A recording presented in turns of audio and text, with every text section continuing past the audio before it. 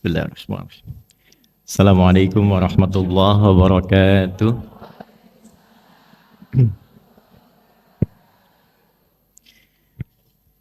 Alhamdulillahilladzi jama'ana al-mu'minina wal mu'minat muhsinina wal muhsinat fi hadzal masjidil ihsan al-mubarak insyaallah. Nusalli wa nusallimu 'alal habibil mustafa nabiyyina Muhammadin wa ala alihi wa sahbihi wa dhurriyyatihi wa ummatihi ila yaumil mi'ad wa ba'd.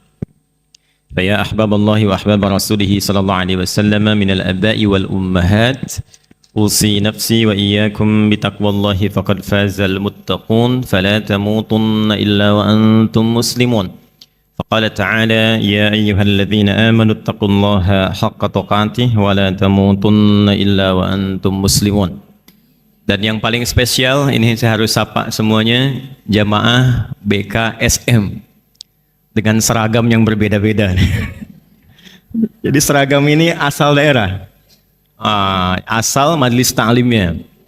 Kenapa saya tanya dengan rombongan seperti ini? Karena nanti di Quran itu ada surat rombongan. Ada surat rombongan, tapi nggak ada surat seragam memang, ya. Tapi ada surat rombongan yang masuk surganya itu serombongan, ya. Tidak cukup dengan amin, kita belajar dulu ntar ya, supaya paham. Ya, bapak-bapak nanti belakangan ya Pak, surat bapak-bapak nanti tenang. Jadi ada surah Az-Zumar namanya, surah ke-39. Ya, nanti ada yang digambarkan, disampaikan oleh Allah dalam Al-Quran itu masuk surganya itu Zumara, ilal jannati Zumara, satu rombongan. Nah cuma itu baru umum Bu, baru umum. Ada orang-orang yang memang masuk surganya itu saling bergandengan tangan, bukan cuma serombongan. Jadi nanti ada yang dibagi 7 golongan, ada yang dibagi 2 golongan. 7 golongan itu nanti disebutkan dalam hadis Nabi SAW di Sahih Muslim. Sab'atun yadhilluhumullahu yawmal qiyamati fi dhillin yawma la dhilla illa dhilluh. Ada saat hisab nanti, itu 7 golongan, 7 rombongan. Saat orang lain merasa gelisah, takut, kemudian keringat sudah naik sampai ke dekat leher, yang penting pengen dihisab. Jadi sudah tidak ingat surga dengan neraka, yang penting cepat dihisab. Nah ada 7 golongan yang santai saja. Santai, tenang, karena dinaungi oleh Allah dengan payung yang sangat lebar. 7 nanti itu. Ya. Kemudian ada lagi yang 2 golongan. Yang 2 ini unik, jadi bisa masuk ke 7, bisa keluar dari 7. Bisa masuk ke 7, bisa keluar dari 7. Jadi kalau dia pengen di dalam yang 7 itu, dia santai gabung dengan yang lain. Al-imamul adil, ada pemimpin yang adil. Kemudian ada rajulun qalbuhu muta'alliqun bil masajid, ada anak muda yang lekat dengan masjid. Kemudian rajulani tahabba fillah, ada 2 yang saling mencintai karena Allah. Kalau bertemu tuh ngingetin, ayo kita ke masjid yuk, ayo majlis ta'lim yuk, ayo ngaji yuk. Kalau jilbabnya yang satu dilepas, dia ngingatkan lagi, jangan lepas ya, takutnya kita berpisah di hari kiamat. Ini 2 sahabat begini, itu nanti akan disatukan oleh Allah sejak hisab. Nggak akan dipisahkan. Bahkan nanti ada hadis yang sahih, saat yang satu diperintahkan masuk ke surga, temannya belum muncul, dia berkata, ya Allah, ya teman saya belum ada. Teman saya belum ada. Maka diperintahkan untuk dipanggil kawannya, bergandengan dia ke surga. Itu masih di 7 golongan. Ya, jadi saya harapkan ibu jangan seragamnya aja yang kembar tuh. Ya. Tapi hatinya juga mesti ikut. Ya, hatinya mesti ikut. Nanti ada yang santai. Saya contohkan 3 dulu karena ini kita belum mulai, baru mukadimah ini ya. Nanti ada yang 2. Yang 2 itu yang suka selama hidupnya ngaji Al-Baqarah dan Ali Imran. Saya ulangi ya, yang suka mengaji Al-Baqarah dan Ali Imran. Jadi nanti fadilah surah Quran 114 itu beda-beda. Ada fadilahnya di alam kubur, seperti surah Al-Mulk, itu menjaga jasad. Ada fadilah surah Yasin, itu memuliakan khususnya saat kematian. Jadi wafat, kalau ingin setelah wafat disebut kebaikan-kebaikannya, itu rajin ngaji surah Yasin. Kalau ingin ditanamkan cahaya di kuburnya, itu surah Al-Mulk. Kalau ingin dijaga dari Jumat ke Jumat dan sepanjang hidupnya, itu surah Al-Kahf. Ya, ada tambahan lagi. Ya. Nah, jadi ibu silahkan. Mau Yasinan, boleh. Mau Baqarahan, boleh. Ali Imranan, boleh. Al-Kahfian, boleh. Ya, Al-Ikhlasan, boleh. Gitu. Al-Ikhlas nanti ada nasabnya juga. Semua surah Al-Quran itu ada fadilahnya. Kalau ibu nggak percaya, ya silahkan. Minta cepat, besok dikubur kelihatan. Jadi yang dua itu, Al-Baqarah dan Ali Imran. Nah, yang ingin saya tekankan, ada yang saling bergandengan. Dan yang digandeng ini bukan cuma temannya. Yang digandeng ini ada orang tuanya, ada anak-anaknya, ada pasangannya, plus di belakang ikut rombongan kawan-kawan dan keturunannya. Ibu mau? Mau nggak? Baik. Ibu pilih mana? Gandeng suami, gandeng teman?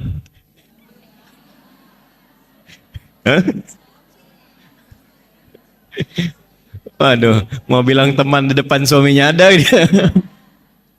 Bilang suami temannya bingung. Ya, yang ini nggak ada pilihan. Pokoknya semua digandeng.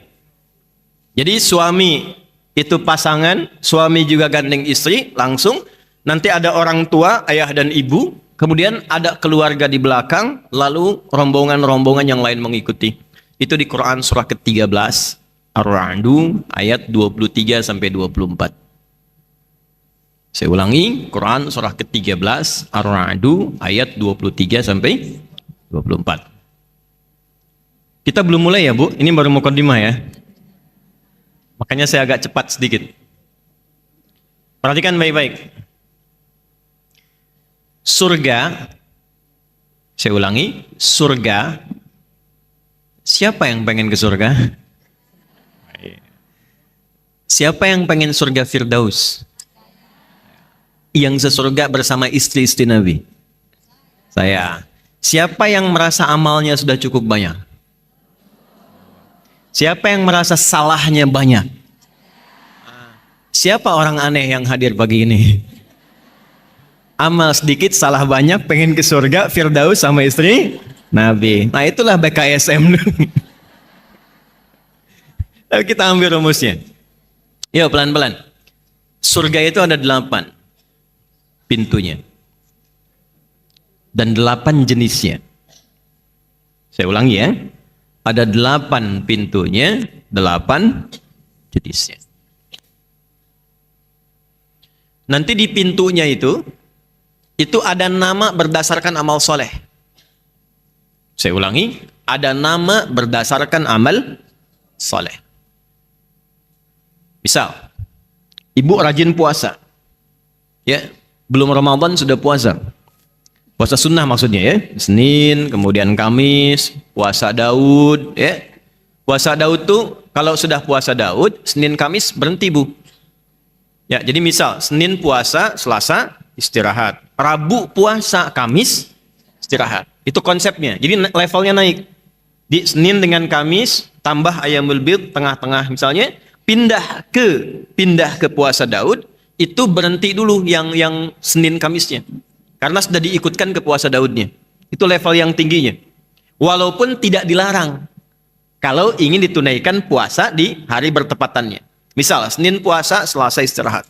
Rabu puasa, Kamis istirahat. Kalau ingin puasa pun tidak dilarang. Tapi idealnya berhenti dulu. Lalu lanjutkan supaya siklus puasa Daudnya teratur. Dan yang disebut puasa Daud yang sunnah itu cuma puasa yang lekat dengan Nabi Daud. Jadi tidak ada di syariat kita sholat Daud misalnya. Ya, subuh sholat duhur tidak, asar sholat maghrib tidak. Jadi cuma puasa Daud. Baik ya. Nah, ibu rajin puasa. Sebelum Ramadan sudah berlatih puasa. Itu ketika pulang, oleh Allah dikhususkan satu nama pintunya khusus untuk amalannya. Namanya Ar-Rayyan. Apa namanya? Ar-Rayyan. Baik. Lis-sha'imi babun fil jannati yuqalu Ar-Rayyan. Oh, kama qala Rasulullah sallallahu alaihi wasallam. Bagi orang yang rajin puasa, itu ada pintu khusus saat kembali kepada Allah. Di surganya namanya Ar-Rayyan. La yadkhuluhu illa sha'imun. nggak akan pernah masuk lewat pintu itu kecuali yang biasa rajin puasa. Nanti pintunya manggil. Ada penjaganya malaikat. Aina shaimun, aina shaimun. Mana yang biasa puasa, mana yang biasa puasa. Nah, kalau yang nggak bisa ngaku-ngaku, Bu. Kan mulutnya dikunci, nggak bisa saya gitu, nggak. Itu amalnya langsung yang terbiasa, membentuk keadaan tubuh, amal itu yang membawa tubuh dia bangkit. Karena mulut dikunci. Yo yang ngaji Yasin, al-yauma nakhtimu ala afwahim. Atau kallimuna wa tashhadu. Nah, mulutnya nggak bisa jawab. Badan yang biasa beramal itu langsung bangkit masuk. Fa idza dakhaluhu ughliqa. Kalau sudah masuk tutup rapat. Nanti ada pintu namanya pintu tahajud, babut tahajud. Gak akan masuk lewat situ kecuali yang rajin tahajud. Ada pintu namanya babus sedekah. Pintu sedekah. Gak masuk lewat situ kecuali yang rajin sedekah. Nanti ini jumlahnya ada 8, berurutlah dari 8 amal soleh ini, 8 nama pintu surga berdasarkan keterangan Nabi Sallallahu Alaihi Wasallam. Tertingginya nanti disebut dengan Firdaus, tengah-tengahnya yang indah disebut dengan Aden. Jadi surga itu nanti ada Darussalam, Jannatun Naim, tengah-tengahnya ada surga Aden, itu tamannya yang paling indah. Tertingginya surga Firdaus. Nah, ada orang yang serombongan tadi, kembali ke awal, itu diperintahkan oleh Allah masuknya lewat tamannya dulu yang tengah-tengah. Sehingga kelihatan semua keindahan surganya. Lalu diminta dia naik masuk lewat surga itu, mengelilingi semua surga. Ke setiap pintu surga. Dan dahsyatnya diperintahkan malaikat semua untuk berbaris di setiap pintu surga, memberikan selamat kepada golongan ini karena berhasil menunaikan amal saat di dunia dan mendapati kenikmatan yang tadi diberikan. Itulah di Quran surah ke-13 ayat 23 sampai 24. Yuk kita baca. Jannatu adni yadkhulunaha. Ada ayatnya? Baik. Ada satu rombongan di antara hamba Allah yang masuk surga lewat surga Aden. Keindahan tamannya. Pelan-pelan ya. Nanti saya berikan rahasianya. Dari di antara kita saja ya. Kenapa harus dibalas dengan taman yang indah dulu? Ada sekelompok manusia, hamba Allah, itu lelahnya, capeknya, pengorbanannya, pikirannya, tenaganya saat dia di dunia itu dibalas oleh Allah, dihilangkan semua, masuk lewat yang paling indah dulu, lihat taman. Ibu kalau sedang capek, lelah dengan suami, dengan keluarga, akhir pekan, biasanya kemana? Rekreasi kan? Ya kan? Rekreasi itu untuk apa? Melepas penat, melepas lelah. Terkadang kan ada yang olahraga, ke taman, jalan, dan sebagainya. Itu prinsipnya. Jadi ada orang yang penat, capek, lelah saat di dunia, karena punya amal saleh, dan dia berusaha untuk mendapat ridha Allah, cari bekal untuk pulang. Itu ketika pulang, dihilangkan oleh Allah semua penat, lelahnya, baru lihat saja sudah lupa dengan semua capeknya. Saking indahnya. Ya, makanya disebutnya Aden. Dan sering diambil jadi nama-nama kekinian. Ya, ada yang namanya Eden, kan? Eden Hazard ya, pemain bola itu kan, yang Chelsea kalau nggak salah pindah ya. Sekarang di Arab. Saya nggak pernah nonton Bu, tapi saya hafal. Ya. Masuk lewat situ, perhatikan kalimatnya. Wa man salaha min abaihim. Tapi Allah tidak menghendaki dia masuk sendirian. Gandeng ayah ibumu yang saleh. Pelan-pelan ya. Wa azwajihim, gandeng pasanganmu yang saat di dunia itu kompak menyiapkan itu. Ini poinnya. Wa dzurriyyatihim, dan keluarga keturunan besar mereka di belakang. Ikut semua. Plus dzurriyyah itu bisa diartikan keturunan sampai dengan ke bawah, bisa nanti cabangnya yang teman-teman kumpul tadi itu. Belum selesai. Wal malaikatu yadkhuluna 'alaihim min kulli bab. Dan diperintahkan malaikat itu berbaris di setiap pintu surga menyambut rombongan parade ini masuk. Lalu mereka mengatakan, "Salamun 'alaikum bima sabartum." Selamat tidak semua bisa masuk lewat sini, dan tidak semua hamba Allah bisa melalui jalur ini yang disambut semua malaikat. Karena Anda bisa masuk sini, sabar saat beramal soleh di dunia. Fani'ma uqbad dar, sekarang nggak ada lelah lagi, nggak ada capek lagi. Silahkan nikmati satu tempat yang tidak pernah dijamah oleh makhluk manapun.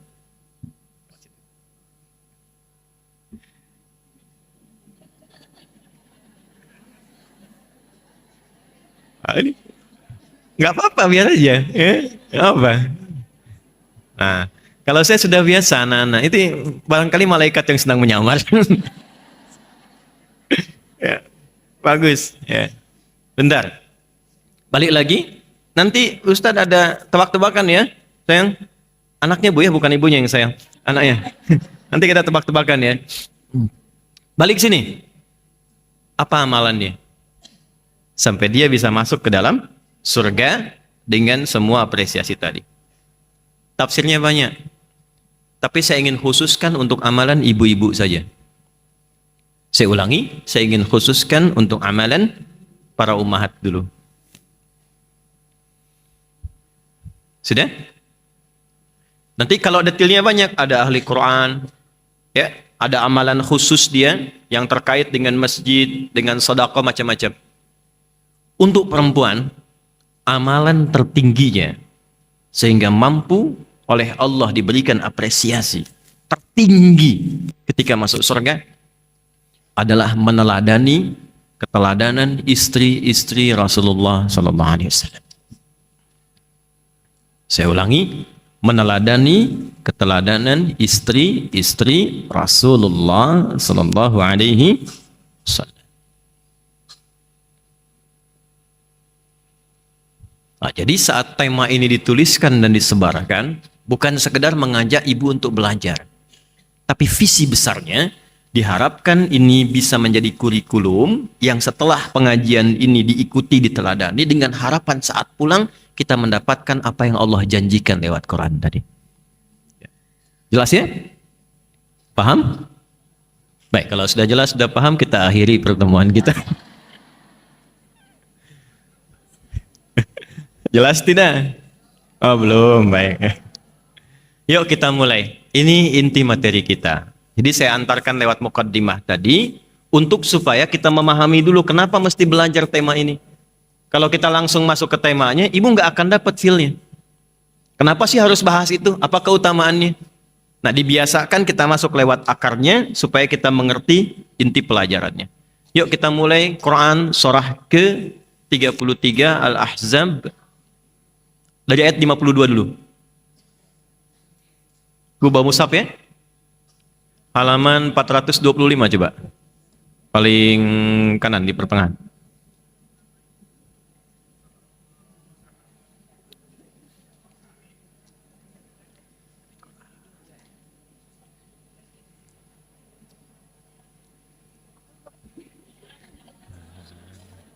Oh ya, oh jangan sibuk sini aja.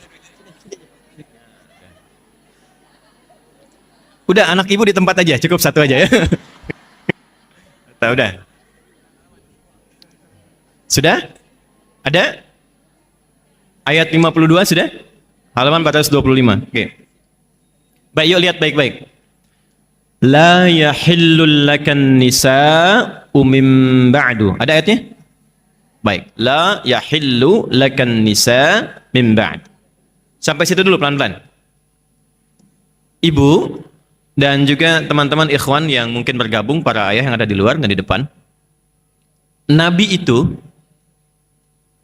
oleh Allah dari sejak sebelum kelahiran, kemudian lahir, tumbuh berkembang, sampai berumah tangga, sampai meninggal, itu semuanya oleh Allah sudah diberkahi perjalanan hidupnya.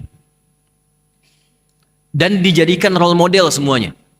Satu-satunya manusia yang sebelum lahir, berkehidupan sampai wafat, yang dijadikan semua perjalanannya itu teladan, itu cuma Rasulullah. Nabi Muhammad sallallahu alaihi wasallam. Karena itu, oleh Quran ditetapkan dengan nama uswah. Itu nanti kalau kita mundur sedikit, Quran surah 33 ayat 21, kita temukan laqad kana lakum fi rasulillahi uswatun hasanah. Sungguh dengan keagunganku, kata Allah, aku tetapkan semua yang melekat pada Rasulullah. Ingat semuanya ya, termasuk namanya. Makanya nanti namanya itu kenapa semuanya nama sifat, bukan nama zat. Nama zat itu begini, saya Adi. Ya, ini Ustadz Teguh nih. Itu zat, bukan sifat. Zat itu untuk membedakan mana Adi, mana Ustadz Teguh. Adi, saya yang nengok. Ustadz Teguh, beliau yang nengok. Itu zat. Tapi kalau jujur, sabar, rendah hati, itu sifat. Nah, zat itu bisa meninggal. Bisa wafat, tapi sifat tidak. Misal. Asep misalnya. Ada nggak Pak Asep ya? Oh ada. Oh ganti. Jangan Asep lah. Jangan Asep. Ini pasti nggak ada nih. Suneo. Pasti nggak ada nih. Nggak ada kan? Nah. Suneo meninggal. Dah selesai. Bisa hilang. Tapi Suneo jujur. Jujurnya hilang tidak? Orangnya boleh meninggal, tapi sifatnya tidak. Nah, semua nabi selain Nabi Muhammad SAW itu rata-rata nama zat, bukan sifat. Adam, Nuh, Musa sampai ke Isa itu rata-rata nama zat. Nama yang melekatkan identitas. Kenapa disebut Nabi Adam nanti? Kenapa Nabi Nuh? Untuk membedakan ini Adam asalnya dari tanah, ini Nuh alaihissalam. Semua nama zat. Cuma Nabi Muhammad SAW yang semua namanya sifat. Kata Nabi, ana al-mahi, ana al-kafi, ana Muhammad, ana Ahmad. Itu semua nama sifat. Sifat. Semua akumulasi sifat kebaikan melekat di nama itu. Terkait dengan sifat kebaikan sosial namanya Muhammad, 4 kali disebutkan di Quran. Quran surah 3 ayat 144, Quran surah 33 ayat 40, Quran surah 47 ayat 2, dan Quran surah 48 ayat ke-29. Bukan ini direkam, nanti ibu tinggal lihat lagi ya. Kan waktunya terbatas gitu. Sampai jam berapa kita? 12, baik. Ya, ya nggak apa-apa, boleh. Saya setengah 10 pulang, ibu silakan sampai jam 12. Ya. Nama yang terkait dengan Allah, ketakwaannya, ngajinya, sholatnya, tahajudnya sampai kaki bengkak, itu disebut Ahmad. Cuma sekali disebutkan di Quran. Quran surah 61 ayat yang ke-6. Jadi ada hubungan sosial, ada zona vertikal. Hablum minallah, hablum minan. 1 tambah 4 berapa? 5 kan? Nah, rukun Islam ada berapa? 5. Yang satunya itu hablum minallah yang terkait dengan syahadatain. 4-nya syariat. Salat itu fungsi dasarnya bukan cuma menyembah Allah, tapi hasilnya fungsi sosial. Kalau ibu salatnya benar, tapi nggak baik dengan teman-teman sekitaran, itu salatnya disoal. Dengan tetangga nggak baik, dengan anak nggak baik, dengan suami nggak baik, itu sholatnya dipermasalahkan. Coba lihat Quran surah 29 ayat 45. Ya, ibu hafal ayatnya. Innas sholata tanha anil fahsya. Sungguh kalau sholat benar dikerjakan, kalau sholatnya benar, itu dampaknya membentuk pribadi yang baik. Tidak mengerjakan fahsya. Fahsya itu keburukan yang bersumber dari syahwat. Maaf, LGBT, porno aksi, pornografi, kata-kata jorok, zina, tampilan-tampilan bersyahwat itu fahsya. Mungkar keburukan yang diingkari oleh hati. Mencuri, menipu, bikin hoax, gosip. Tuh. Itu mungkar. Jadi tidak mungkin ada orang menunaikan sholat melakukan perbuatan mungkar. Itu dampaknya sosial. Jadi sosial syariat. Yang satu lagi terkait hablum minallah itu, ya, yang terkait dengan ilahiyat. Itu 4 tambah 1, 5 diwakili oleh nama Muhammad dan Ahmad. Itu baru nama. Cuma karena materi kita terbatas, saya ingin cepat langsung ambil kesimpulan. Dari namanya, dari lahirnya, sampai semua yang terkait dengan beliau, itu jadi teladan. Semuanya. Di siapapun yang pernah hidup membersamai, beriman, belajar, sampai dipertahankan sampai wafat, otomatis dia akan jadi teladan dalam hidupnya. Itulah uswah. Ibu kenal Abu Bakar gak? Bagus. Kalau kenal saya pulang. Siapa yang pernah tahu beliau itu baik? Kita tahu itu setelah masuk Islam. Setelah kenal Nabi Muhammad. Umar itu sebelum kenal Nabi Muhammad dikenalnya seorang preman, pemabuk, minimal 5 kali sehari, tukang duel. Setelah masuk Islam, itulah kisah yang kita dengar sekarang. Itu Umar. Yang terkait dengan pembahasan kita, kenapa istri Nabi ditetapkan jumlahnya spesifik, nggak boleh lebih, tetap harus segitu, dan setelah ada semua lengkap itu, Nabi dilarang menikah dengan perempuan manapun lagi. Itulah ayat yang turun tadi. Quran surah 33 ayat ke-52. Lihat ayatnya. Yuk saya turunkan ya.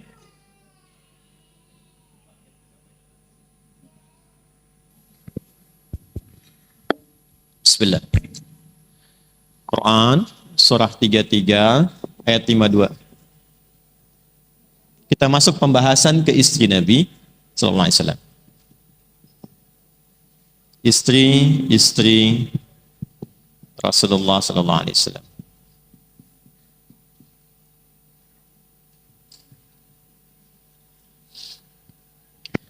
Saya mohon izin saya pelankan penyampaiannya karena kita sudah masuk ke intinya supaya lebih gampang dipahami. Termasuk bagian dari uswah, keteladanan yang menular.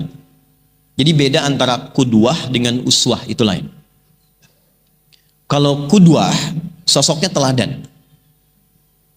Jelas? Sosoknya teladan, tapi belum tentu keteladanannya bisa menular kepada yang lain. Kalau uswah, teladan dan keteladanannya itu bisa menular kepada yang lain. Jadi baru lihat saja itu sudah bisa memberikan manfaat.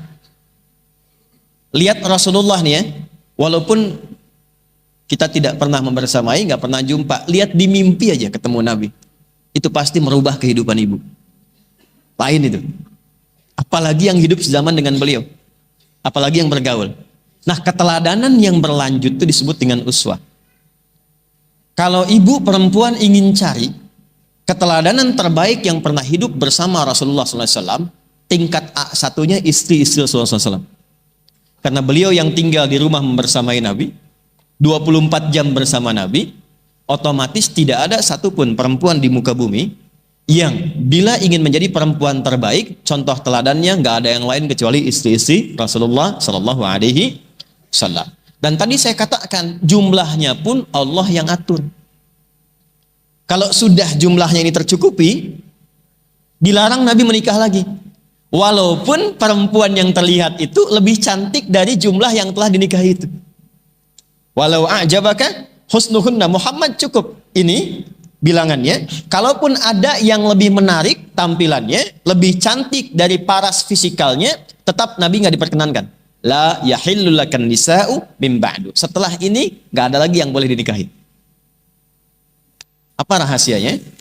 Sebelum ke rahasianya, saya tanya dulu, berapa jumlah istri-istri Rasulullah Sallallahu Alaihi Wasallam? Boleh angkat tangan. Angkat tangan, jangan keroyokan. Angkat tangan. Ibu, 13. Ya, salah. Gak apa-apa, yang penting sudah usaha. Berapa? 11, 9. Buka Google dulu deh, klik. Ya, ibu 18. Banyak banget. 14. Masya Allah. Ya, salah. Ya, 9. Kurang sedikit lagi itu. Angkat tangan, ibu.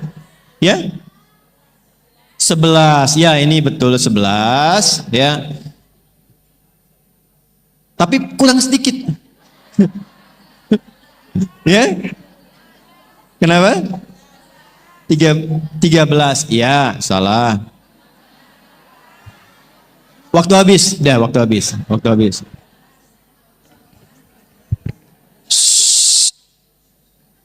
11 plus 1. Dah. 11 plus, karena yang satu ini ada ikhtilaf di kalangan ulama, karena dulu itu masih ada yang disebut milkul yamin namanya. Milkul yamin itu yang tidak langsung dinikahi, tapi dihadiahkan sebagai bagian dari budak di masa itu. Ya, nah Islam datang untuk membebaskan perbudakan, di antaranya dinikahi, tapi dijadikan pasangan. Jadi kalau sudah masuk jadi pasangan, itu nanti anaknya merdeka. Ya, jadi Islam itu datang membebaskan perbudakan. Nabi itu dihadiahi oleh seorang raja namanya Kaukas, seorang perempuan untuk jadi asisten bantu Nabi, namanya Maryah Al-Qibtiyah dari Mesir. Dari Maryah inilah lahir seorang anak bernama Ibrahim, yang kemudian meninggal dunia dalam suasana sedang apa? Khusuf. Khusuf itu gerhana. Makanya orang menyimpulkan saat gerhana ini semua alam sedih karena putranya Nabi Muhammad meninggal, yaitu Ibrahim. Maka turunlah syariat sholat khusuf, sholat gerhana untuk menjelaskan bukan karena meninggalnya ini, tapi ini fenomena alam yang menunjukkan hikmah dari Allah. Nah, para ulama ada yang menyebutkan ini 12 masuk golongan, ada yang membedakan untuk mengenang sejarah dan memberikan dampak hukum tetap 11 plus 1. Ada yang jawab 11 plus 1 tidak? Berarti aman. Padahal saya itu sudah menyiapkan logam mulia yang bisa jawab, saya kasih itu. Alhamdulillah. Waktu habis. Dan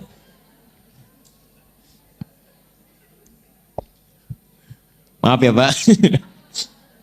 Nah, lihat sini. Jadi jumlahnya berapa? Tahan dulu sebentar. Ya, pertanyaan kedua. Dari semua jumlah ini, kenapa mereka dipilih oleh Allah Subhanahu wa taala untuk menjadi pendamping Nabi? Dan menariknya, nanti semua ini punya perbedaan usia yang tidak sama dan punya jejak sejarah yang berbeda. Pertanyaan saya cukup satu aja, satu. Yang terkait dengan ibu semua. Kenapa Allah memilihkan untuk Nabi, semua ibunda kita perempuan yang mulia ini, kira-kira apa hikmahnya untuk perempuan-perempuan termasuk ibu saat ini? Boleh angkat tangan. Ya Bu. Mana ibu belakang? Kenapa Bu? Mewakili DKM? Mewakili sifat-sifat wanita. Di mana? Di langit? Di bumi. Ya, Ibu benar. Ibu dapat ini ya. Nah, baik. Nanti saya titip ya Bu ya ke BKSM yang ini ya, TDI atau Darul Ihsan. Saya titip sekarang aja Bu. Belakang ya Bu ya. Kan Bu. Nah. Jangan dibuka sekarang, simpan aja Bu, simpan dulu. Ya, balik sini, fokus lagi. Ini poin utamanya. Mengapa Allah pilihkan ibunda-ibunda mulia ini? Kita sebut ibunda karena ini ibu kita semua. Dan itu Allah yang perintahkan. Ya, wa azwajuhu ummahatuhum. Kenapa dipilihkan beliau-beliau ini? Karena ternyata semua istri Nabi itu mewakili semua karakter dan sifat-sifat perempuan di muka bumi. Jadi semua karakter perempuan yang hidup di bumi itu terwakili semuanya oleh 12 orang mulia ini. Semuanya. Dari yang hobinya ngaji seperti ibu sekarang bikin pengajian, sampai yang bikin kue, sampai yang suka fashion, itu ada. Ada nasabnya. Jadi kalau ibu datang pengajian seragaman, kalau pengen ada seragam yang syar'i, yang bagus, itu ada nasabnya. Kalau ibu suka bikin kue, yang bikin kuenya ada berkahnya, itu ada nasabnya. Kalau ibu bikin majlis taklim, yang digabungkan, pengen tahu jadwalnya kapan, materinya apa, bagaimana mengaturnya, itu ada juga sanadnya. Dan semua terwakili di 12 orang ini. Nah, nanti kesimpulan dari 12 itu pulang dari sini, ibu belajar kira-kira ibu mirip siapa. Itu aja. Ya. Kalau mirip Sayyidah Khadijah, saya kira mustahil lah. Ya. Gak ada harapan ibu, pokoknya jauh. Karena yang 11 pun pengen ikut gak bisa. Ya, jauh pokoknya. Yang disebut oleh Nabi itu Khadijah, Khadijah, Khadijah. Ya. Tapi nanti bisa dipelajari, setidaknya bisa mendapatkan keberkahannya. Yuk kita mulai. Pelan-pelan. Saya tidak akan rinci namanya dulu, sampai 12 itu. Saya akan rinci sifat umumnya dulu. Karena ini yang paling penting. Jadi kita ambil keteladanan dulu yang Allah telah didik mereka. Ini poinnya. 12 ini punya karakter beda-beda, tapi oleh Allah dibuat standar pendidikan yang sama. Sehingga menjadi ideal. Jadi ada yang standar, kalau ibu ingin menjadi misalnya perempuan yang salehah, meneladani istri Nabi, standarnya apa? Nah, yang standar ini nanti dirinci sesuai dengan sifatnya. Jelas ya? Yuk kita buat standar umum dulu, mengacu kepada value atau nilai-nilai yang disampaikan Al-Quran. Surah ketiga-tiga, kembali lagi. Ayat 32 sampai 33. Ayat 32 sampai 33. Halaman 423. Ada? 422, 423. Al-Ahzab ayat 32 sampai 33. Tadi ibu baca yang ngaji Quran, saya sayup-sayup dengar. Sudah?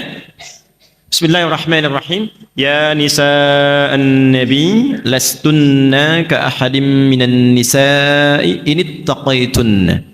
Ada? Oke. Ini standar satu dulu ya. Ya nisa'an nabi, wahai istri-istrinya Nabi. Saya ulang ya, wahai istri-istrinya Nabi. Lastunna ka ahadim minan nisa. Kalian tidak sama dengan satu pun perempuan di bumi.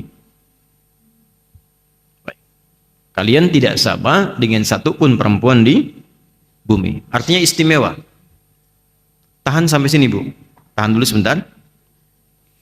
Yang dimaksud tidak sama dengan satu pun manusia di bumi, itu ada dua makna. Ada yang khusus untuk istri Nabi saja. Maksudnya, kalian istri Nabi, yang lain bukan. Dan mereka itu menjadi istri Nabi di dunia dan menjadi istri Nabi di akhirat. Dunia akhirat. Jadi di dunia mendampingi Nabi, di akhirat bersama Rasulullah sallallahu alaihi wasallam. Itu kekhususan yang untuk mereka saja. Ya, ibunda kita. Tapi yang kedua, itu membawa namanya value, nilainya. Mereka ditetapkan istimewa karena oleh Allah diberikan standar pendidikan. Maksudnya kalau kita putra-putrinya, anak-anaknya, ibu yang perempuan-perempuan, ingin masuk dalam golongan yang istimewa itu, ikut standar ini. Walaupun levelnya nggak sama dengan istri Nabi. Tapi minimal naik level jadi istimewa. Bahasa bebasnya begini, wahai putri-putrinya, istri-istri Nabi, ibu nih. Kan di Quran disebutkan istri-istri Nabi itu ummahatul mukminin, ibunda kita semua. Kalau ingin meniru ibunda, jadi istimewa yang nggak sama dengan umumnya perempuan. Ikut ini.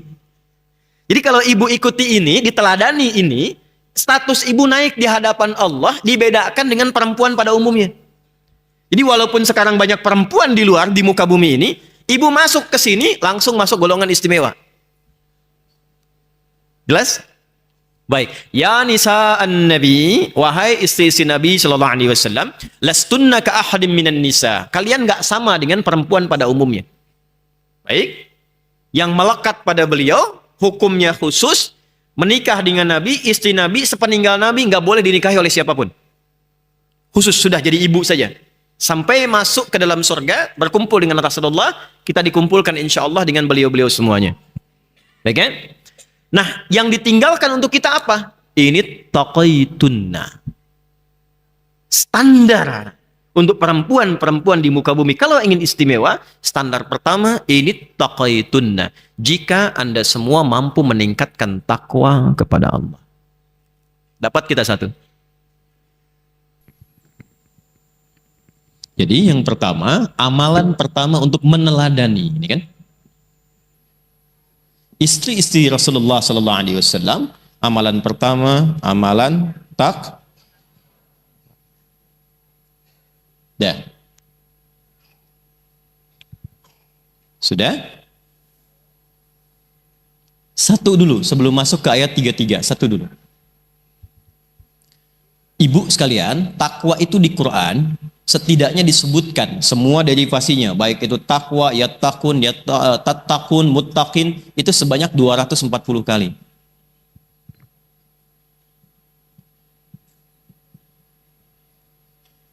Jadi kalau ibu ingin meningkatkan takwa kepada Allah, maka harus dikeluarkan 240 kata ini.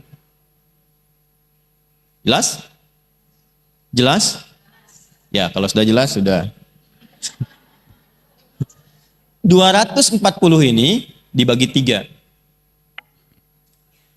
Dibagi 3. Nah, 3 ini yang nanti kita akan turunkan. 1, hubungan dengan Allah berupa ibadah ritual. Ibadah ritual. Hubungan dengan Allah itu bahasa Arabnya hablum minal. 1.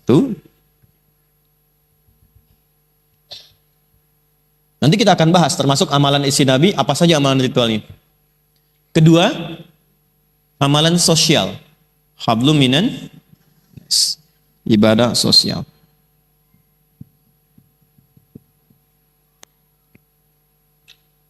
Ketiga, ini yang paling penting. Ini yang bisa menjaga dari, keretakan rumah tangga, sampai perpisahan, sampai juga isu-isu yang tidak baik.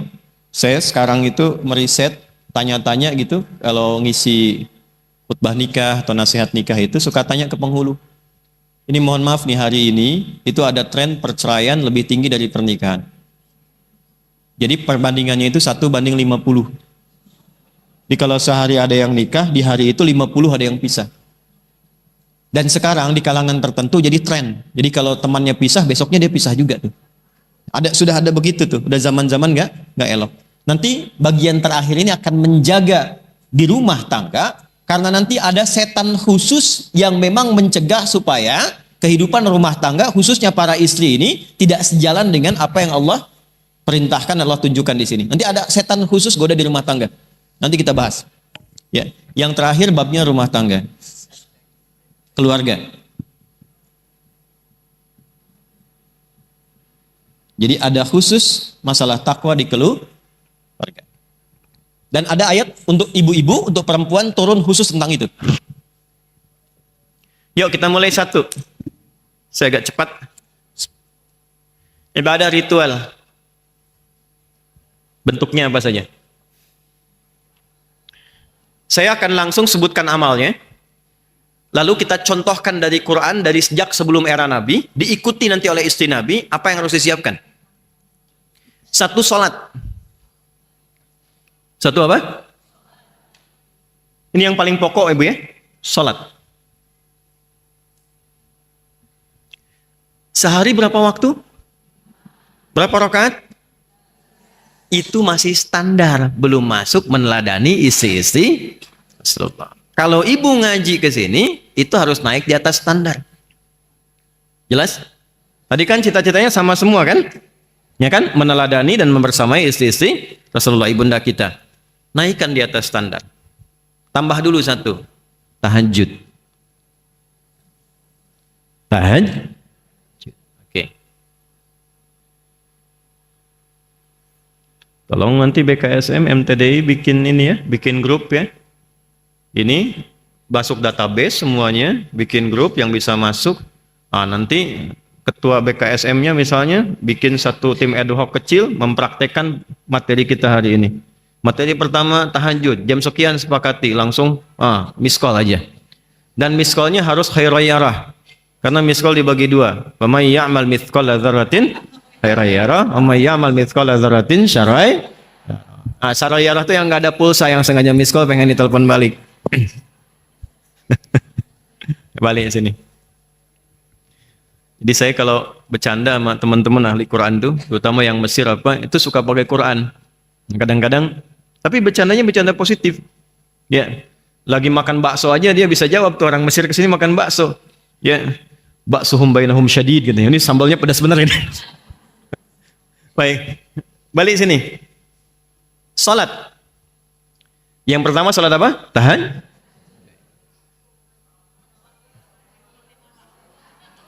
Saya kan naikin levelnya, Bu. Yang tadi standar, jadi nggak perlu saya sebut lagi. Ibu nggak usah debat, kalau nggak saya selesai nih. Kalau yang standar, saya nggak perlu sebut lagi. Nggak pakai ya. Itu 5 waktu itu udah otomatis. Ibu mau teladani, mau enggak, itu kewajiban ibu 5 waktu. Tapi karena levelnya pengen naik, kita tambahin. Nomor 1 apa? Tahajud. Tuh. Halo? Dekat ya. Nah, sekarang tempatnya. Di mana tempat tahajudnya? Udah, jangan jawab dulu. Saya nanti turunkan. Ini bukan tebak-tebakan yang ini ya. Tempatnya betul di rumah. Tapi kalau ibu ingin lebih, saya tunjukkan satu bagian dari Quran namanya khusus. Mihrab. Namanya apa? Mihrab. Pelan-pelan ya. Sholatnya apa tadi? Tempatnya apa? Baik. Sudah. Saya sebutkan fungsinya dulu supaya terukur pembahasan kita. Mihrab itu di antara tempat spesifik yang disebut dalam Al-Quran bisa mempercepat terkabulnya doa sekaligus mendatangkan rizki dari sisi yang tidak diduga. Itu mihrab. Itulah rahasianya kenapa para imam mimpin sholatnya di mihrab. Dibedakan dengan yang lain. Karena imam pemimpin sholat, yang mimpin doa, diharapkan ketika imam mimpin itu doa-doanya cepat dijawab oleh Allah. Itu yang menjadikan gak semua orang bisa jadi imam. Khusus. Itu yang menjadikan semua imam sebelum sholat nengok dulu ke belakang. Dilihat dulu. Untuk diketahui siapa yang sholat. Jamaah mana? Apa yang harus dibacakan sesuai dengan kemampuan berdiri makmumnya. Itu kadang-kadang Bu, ini pengalaman para penghafal Quran ketika mimpin sholat. Itu sudah nyiapkan ayat, begitu sudah mau takbir, siap, itu bisa berubah ayatnya. Bisa lain yang dibaca itu. Makanya nggak boleh sembarangan. Saya waktu mimpin pesantren di Lebak Bulus itu, jadi ada mantan pejabat-pejabat yang ternyata nggak mau berhenti dari jabatan. Jadi di masjid pun harus ada jabatannya juga. Dan pilihannya prestisius jadi imam. Saya motivasi, bagus itu, memang harus begitu. Tapi problemnya bacaannya kurang optimal. Saya bilang, Pak, ini bacaannya kita standarkan dulu aja. Supaya nanti kalau baca nggak banyak salahnya. Jawabannya hebat. Justru kami jadi imam, kalau salah dikoreksi, Ustaz. Saya ada pilihan yang lebih bagus, saya bilang. Supaya nggak banyak koreksi, Bapak bagus. Gimana kalau begini? Sebelum sholat, nanti Bapak kita siapkan santri untuk tahsin bacaan. Supaya prestise jadi imam itu tetap tinggi. Nah, saat baca sudah benar. Sementara Bapak ikut tahsin, Bapak tetap jadi imam. Cuman khusus zuhur dan asar dulu. Kan poinnya tetap imam kan? Ya, kadang-kadang memang ada psikologi yang nggak boleh turun jabatan, tetap di situ. Yang penting fungsinya sedikit bergeser, gitu. Bapak zuhur dulu dengan asar, dealnya bagus. That's a big deal gitu kan? Itu deal yang bagus. Kenapa? Karena nggak turun posisi, tetap imam. Nah, sementara maghrib, isya dan subuh biar saya dan santri yang imami. Oh, bagus, sepakat Ustaz katanya. Begitu udah dengar yang santri, besoknya udah bagus, maghrib kita minta, Pak silahkan Bapak udah bagus. Gak usah, santri aja katanya. Masuk tuh. Nah, itu mihrab. Balik ke ibu, balik. Quran surah ketiga ayat 37. Ini dalilnya.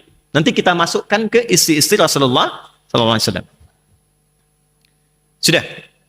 Quran surah ke-3 ayat 37. Kita ambil nasabnya ke Sayyidah Maryam dulu. Sebelum eranya Nabi Muhammad SAW. Maryam anak siapa? Imran. Dengan Hannah. Ibundanya Nabi Isa AS. Maryam. Sudah? Ada ayat 37? Paling kiri sebelah bawah. فَتَقَبَّلَهَا رَبُّهَا بِقَبُولٍ حَسَنٍ وَأَنبَتَهَا نَبَاتًا حَسَنًا وَكَفَّلَهَا زَكَرِيَّا. Ada? كُلَّمَا دَخَلَ عَلَيْهَا زَكَرِيَّا الْمِحْرَابَ. Ada? كُلَّمَا دَخَلَ عَلَيْهَا زَكَرِيَّا الْمِحْرَابَ. Satu. وَجَدَ عِنْدَهَا رِزْقًا.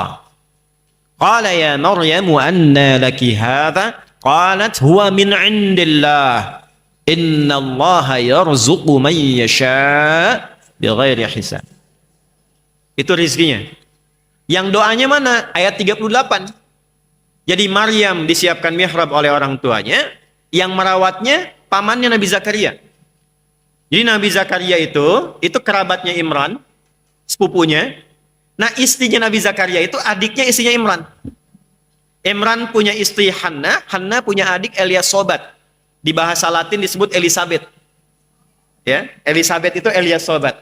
Nanti Zakaria ini ketika menikah dengan Elizabeth atau Elizabeth, itu diuji oleh Allah sampai sepuh, rambut memutih, fisiknya letih, belum punya keturunan. Istrinya divonis secara medis, maaf sekali, divonis menopause dan mandul. Jadi mustahil secara medis. Tapi apa yang terjadi? Nabi Zakaria itu numpang doa, numpang sholat, berdoa di mihrabnya Maryam. Di ayat 38 itu. Nanti jawabannya 39. Hunalika da'a Zakaria Rabbah. Qala rabbi habli min ladunka dzurriyyatan thayyibah. Innaka sami'ud du'a. Rizkinya ayat 37, doanya 38. Bahasa kitanya begini, ya Allah, semua mengatakan saya nggak mungkin punya keturunan. Tolong catat ini ya. Kalau ada manusia sudah mengatakan, Bu ini mustahil, ini nggak bisa.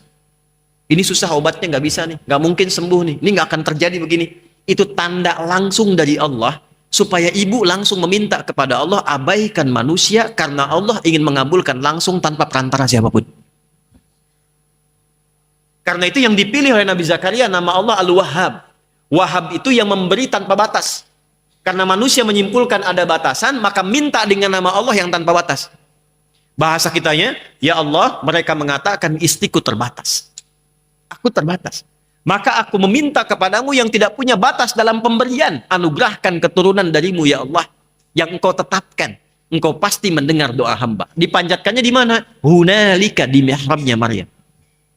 Tahu apa yang terjadi? Lihat 39, ayat 39-nya. Fanadathul malaikatu wa huwa qa'imun yusalli fil mihrab. Ada mihrabnya. Annallaha yubashshiruka biya. Ya. Itu begitu doanya selesai, nih Bu keutamaan mihrab ya. Doanya selesai, sholatnya belum selesai. Jadi masih berdiri. Sholat itu bukan hanya ibadah syariat yang ditunaikan oleh umatnya Nabi Muhammad SAW. Semua nabi yang pernah berdinas di bumi itu semua sholat. Cuma yang paling sempurna cara kita sekarang. Yahudi sholat. Cuma mereka nggak ada sujudnya. Cuma berdiri sama ruku begini-begini. Ya, kadang ke masjid karena bagi mereka itu Tuhannya sama. Cuma mereka tidak mengakui Nabi Muhammad SAW sebagai nabi. Itu poinnya. Itu masih sholat. Jadi kalau ibu lihat sejarah nabi sebelumnya semua sholat. Nabi Musa sholat, saya cepat ya, Quran surah 20 ayat 14. Nabi Isa sholat, Quran surah 19 ayat 31 sampai 33. Nabi Ismail sholat, Quran surah 19 ayat 55. Bahkan minta semua keluarganya sholat. Semua sholat. Dahsyatnya mihrab, itu sholatnya belum selesai, baru minta, selesai doanya langsung dikabulkan. Allah kabulkan doanya. Dapat kabar gembira, kamu akan punya anak namanya Yahya. John, Yohanes, Yahya. Kenapa Yahya? Nama dari Allah langsung. Nama artinya hidup. Dijawab langsung dengan jawaban doa. Hei, kata manusia kan mustahil. Gak bisa hidup. Aku anugerahkan seorang bayi lahir dan hidup dia. Jelas? Oke. Itulah mihrab. Mihrab bentuknya tidak harus satu ruangan. Jadi kalau tidak ada ruangan yang dikhususkan, tidak apa-apa. Hamparan sejadah. Saya di Ciputat dulu, baru dari Tripoli, ya, kami berumah tangga itu ngontrak di Ciputat. Dan bukan aib, alhamdulillah. Kita juga di dunia ngontrak, sebentar lagi pulang. Ya kan? Kan itu aja tugasnya. Tinggal nunggu pulang kan? Bisa ibu duluan, saya belakangan, bisa. Itu betul. Bisa dibalik juga kan? Saya belakangan, ibu duluan, mungkin. Bisa terjadi. Saya nggak ada ruangan Bu, cuma 3 petak. Petak pertama untuk terima tamu, 2 istirahat, ketiga dapur plus kamar mandi. Sekitaran dekat lemari hanya hamparan sejadah aja. Tapi nikmatnya luar biasa. Tidak harus mewah. Yang penting bisa dekat dengan Allah. Dekat sama Allah itu kemewahan tertinggi. Jadi kalau ibu sekarang berhasil dengan suami, dengan keluarga, bisa mendapatkan fasilitas yang mewah, rumah yang bagus, mobil yang gemerlap, kemudian kendaraan macam-macam, tapi nggak dekat dengan Allah, itu menurut Allah belum mewah. Kemewahan tertinggi itu ketika merasa dekat dengan Allah, itu poin. Udah Bu, kalau udah punya Allah itu nggak susah hidupnya. Udah punya Allah. Masalah apapun itu ringan. Dan apapun yang kita kerjakan itu dapat bimbingan. Sikap mesti begini, ini mesti begini, ini baik, ini begini, ini begitu, enak. Itu mihrab. Nah, mihrab kalau ibu sudah bikin, misal ada ruangan space, boleh pakai itu. Nggak ada hamparan sejadah, cuma khususkan itu untuk amalan mihrab saja. Apa amalannya? Ini nggak ada yang lain, ibadah tadi, yang ritual. Kalau ibu ngaji, di situ. Sholat, di situ. Maaf ya, semua yang tidak terkait dengan ibadah, keluar dari situ. Saya ulang ya, yang tidak terkait dengan ibadah. Makan jangan di situ, Bu.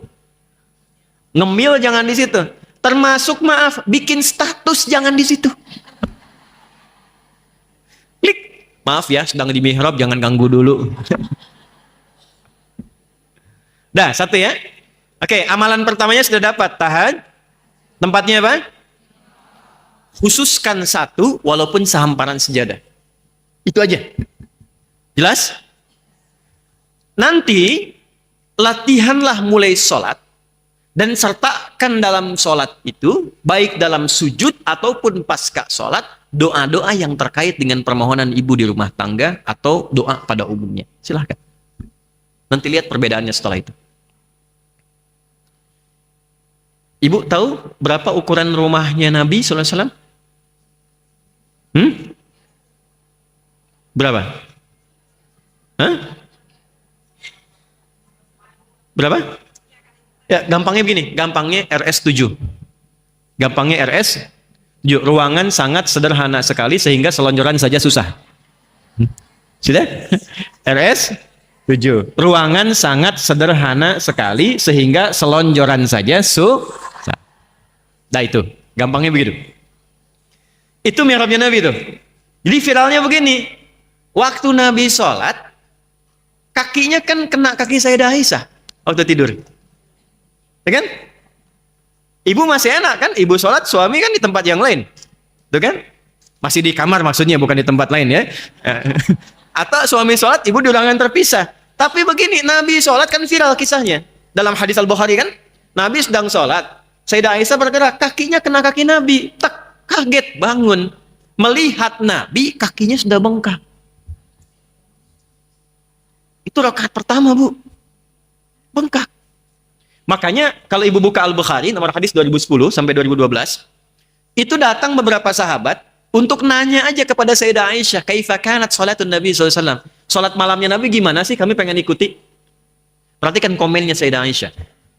Itu kalau sudah komen, ibu nggak usah komen lagi, langsung like, subscribe, and share. Nggak usah banyak komen, ya. Lihat, la tas'al an husnihinna wa tulihinna. Aduh, jangan ditanya bagus dan panjangnya.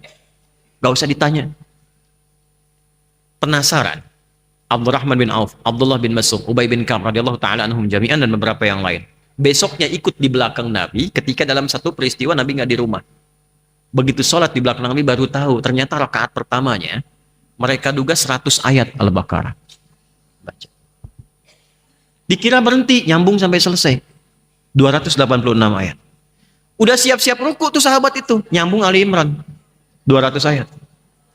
Disimpulkan ini saatnya ruku, nyambung An-Nisa 176 ayat. 5 juz 4 halaman. Setelah An-Nisa itu barulah beliau ruku rakaat pertama. Itu besoknya nggak ikutan lagi.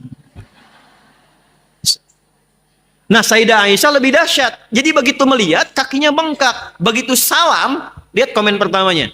Ya Rasulullah, au kama qalat lima hakadha. Alam takun madmuna? Alam takun ma'suma?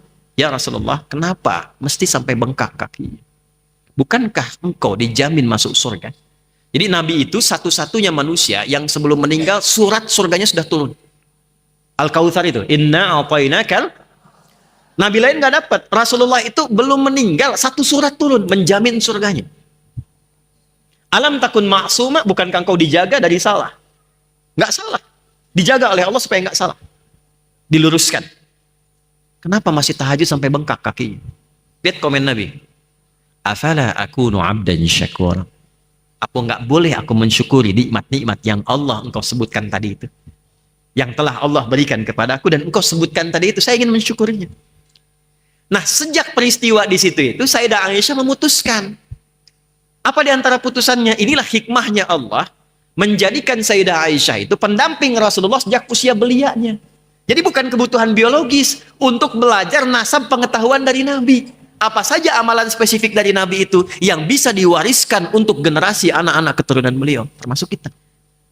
Makanya sepeninggal Nabi, beliau jadi pengajar. Jadi kalau BKSM ini ingin belajar nasab-nasab majlis taklim, ngajinya hari apa, materinya apa, ibu gak usah tinggi-tinggi bahasannya.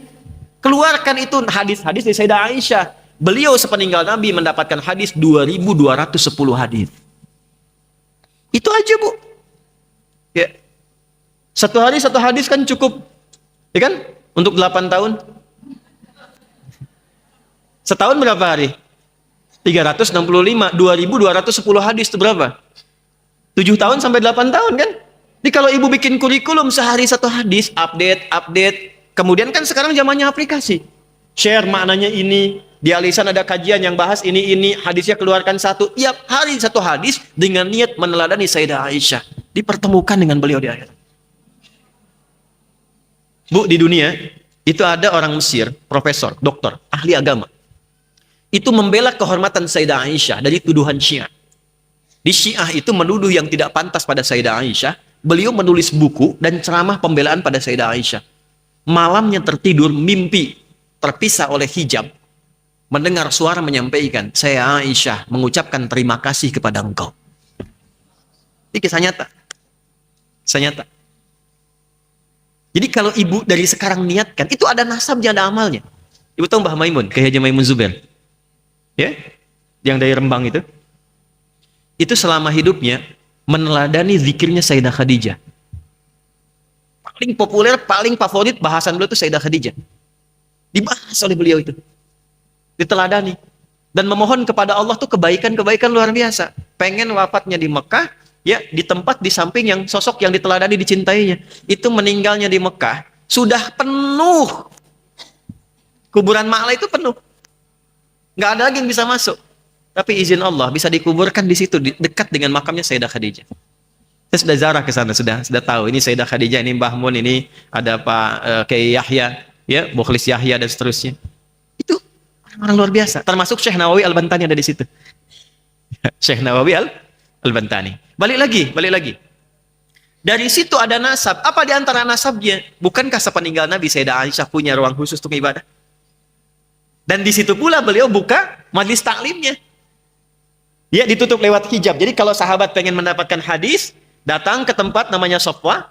Nanti satu saat kalau ibu umrah atau haji, ya mungkin nanti ada ruangan raudhah, tahu ya Bu ya? Dari raudhah itu dari kamar sampai ke mimbar. Itu kan depan kamar itu menghadap ke sini, itu ada ruangan gundakan kan di atas. Nah itu tempatnya Sayyidina Ali bin Abi Thalib, sampingnya ada tempat mushaf. Itu namanya suffah. Suffah itu golongan orang-orang yang sengaja belajar kepada Nabi, sepeninggal Nabi belajar kepada istri Nabi SAW. Nah, di mana belajarnya? Di tempat itu dari siapa? Di antaranya Sayyidah Aisyah. Sayyidah Aisyah itu punya ruang khusus plus mihrabnya ada di situ. Di nasab Maryamnya sudah saya turunkan, nasab istri Nabinya sudah saya turunkan, tinggal amalannya. Oke, satu. Amalan pertama apa tadi? Tahajud. Tempatnya di mana?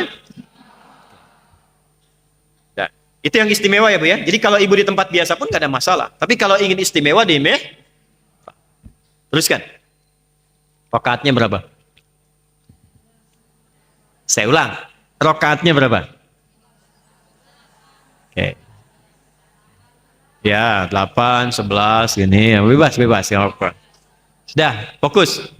Dalilnya apa? Nah, kalau sudah masuk kita ke ibadah, tidak boleh pakai pendapat pribadi. Harus pakai ad-dinu huwad dalil, ya. Jadi di Imam Muslim itu punya 9 jilid. Jilid pertamanya, itu di jilid yang pertama di Sahih Muslim, ada bab tentang muqaddimah. Di situ ada hadis pertamanya tentang sanad. Babul isnadi minad din. Semua terkait agama itu mesti ada sanad, mesti ada dalil. Laulal isnadu laqalan nasuma yaqul. Kalau nggak ada dalil, semua orang bisa punya pendapat. Hadis Muslim nomor hadis 729. Yang meriwayatkan siapa? Ibnu Umar radhiyallahu taala anhuma. Namanya Abdullah, anaknya Umar. Umar bin Khattab itu sengaja bikin rumah persis di depan rumahnya Nabi, depan Raudhah. Arah ke awali, ke depan. Sengaja dibikin kamar untuk Abdullah kecil anaknya, supaya melihat Nabi sejak keluar rumah. Jadi Umar ini sudah menyiapkan anaknya Abdullah khusus untuk belajar dengan Nabi. Ini nasab, Bu, ya. Jadi ada nasab dalam ilmu hadis, mesti ada di keluarga yang dibanggakan walaupun satu perwakilan, Bu. Ibu nggak hafal Quran, siapkan satu anak untuk hafal. Anak belum hafal, ada cucu. Allah sudah kasih 10 anak, 20 cucu. Kalau dengan demikian belum ada juga satu yang dibanggakan, berapa lagi yang harus Allah berikan? Siapkan. Jadi nanti di akhirat itu ada yang dibanggakan. Siapa yang dibanggakannya nanti? Yang mau ngasih mahkota siapa? Satu siapkan. Ahli matematika bagus, yang arsitek bagus. Tapi usahakan satu ada yang jadi kebanggaan saat pulang. Itu poinnya. Nah, Umar nyiapkan anaknya Abdullah. Abbas nyiapkan anaknya Abdullah. Amr bin As nyiapkan anaknya Abdullah. Malikah nyiapkan anaknya namanya Anas. Abdullah disiapkan rumah depan rumah Nabi, kamarnya disiapkan supaya lihat Nabi dari sejak keluar rumah, gimana jalannya, gimana kemudian ke majlis taklimnya. Sehingga setelah Nabi meninggal, beliau meriwayatkan hadis sebanyak kurang lebih 2.800 hadis. Di antara hadisnya, ini yang mau saya sampaikan. Salatul laili masna masna. Kata Nabi, kalau ingin memulai tahajud, ada kelasnya. Ada kelasnya. Pertama kelas pemula. Ya. Tapi bangga, pemula juga tahajud. Kelas pemula itu jangan dipaksakan dulu, ngambil 11, ngambil 23, ngambil 40, terlalu banyak. Ini dari Nabi, bukan dari saya. Mulailah dengan 2 rakaat dulu. Berapa? Jadi kalau ibu baru pertama tahajud, jangan dipaksakan 11. Nanti resikonya 2. Resiko pertama, subuh bisa kesiangan. Resiko kedua, besok gak tahajud lagi. Udah? Mulai dengan berapa rakaat? Witir 1. Iya kan? Tahajudnya berapa rakaat? Witir? Baik, 1. Yang kedua, rumus kedua, jangan pilih surat yang panjang-panjang dulu. Ya, langsung sepakat. Meneladani istri Rasulullah. Rakaat pertama Al-Baqarah, rakaat kedua Ali Imran.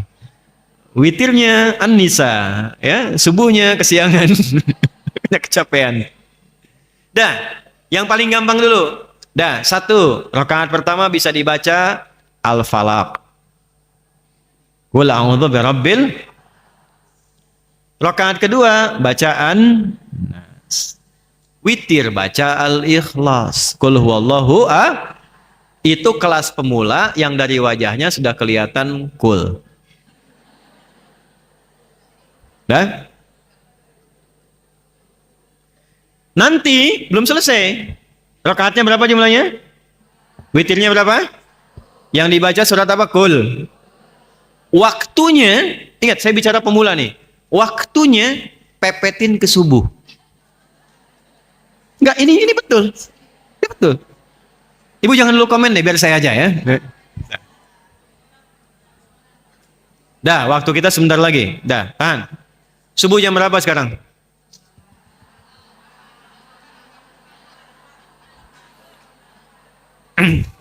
Jam berapa waktu subuh sekarang? Saya cuma nunjukin, bukan saya jawab. 4.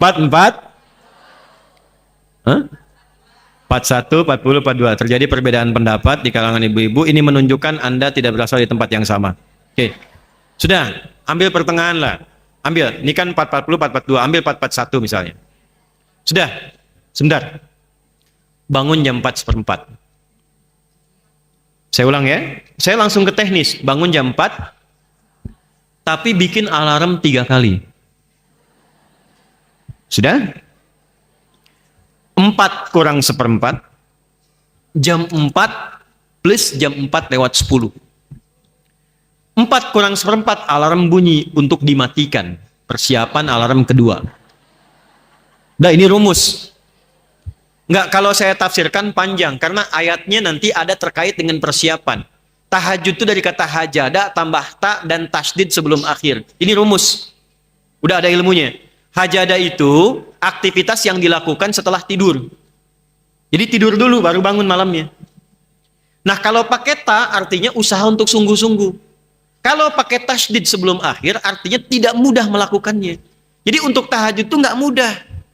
Ibu nggak percaya silahkan. Ibu pengen bangun jam 3, belum tentu bisa bangun. Godaannya nggak mudah. Memang bangun, tapi kan masih begini. Sadar jam 4 kan? Nah, jadi pasang alarm 3 kali, matikan, siap yang kedua, begitu yang ketiga sadar. 4/4 itu kan tidak langsung ibu sholat kan? Nggak ada orang bangun langsung sholat. Apa sunnahnya setelah itu? Saya agak cepat. Saya jawab pakai hadis. Abu Dawud nomor hadis 1367. Dari Abdullah lagi, tapi Ibnu Abbas radhiyallahu ta'ala anhuma. Sedang menginap di rumah bibinya, salah satu istri Nabi sallallahu alaihi wasallam, namanya Sayyidah Maimunah. Itu masuk kemudian nginap di situ, tidur ingin lihat kebiasaan Nabi. Kata Ibnu Abbas setelah meninggal dunia Nabi, beliau hafal 2000 hadis, usia masih 13 tahun kurang lebih. Kana an-nabiyyu sallallahu alaihi wasallam idza istayqadha min naumihi fajalasa wa masaha bi yadihi min athari naumi. Faqara khawatim Ali Imran. Baru baca doa bangun tidur, baru fadhahaba ila shanin mu'allaqah fatawadda. Kalau bangun dari tidur, beliau menghilangkan ngantuknya dulu. Caranya duduk dulu gini. Enggak langsung beraktivitas. Nanti gunakan tangan yang bersih untuk menghilangkan bekas ngantuk. Jadi jangan baca doa dulu, baca doanya dalam sadar. Bukan saat ngantuk. Jadi baca doa ketika sadar. Saat sadar itulah doa yang dibaca masuk ke hati. Kalau sudah masuk ke hati, tubuh dibimbing untuk mudah bangun. Yang kadang-kadang repot, belum sadar baca doa.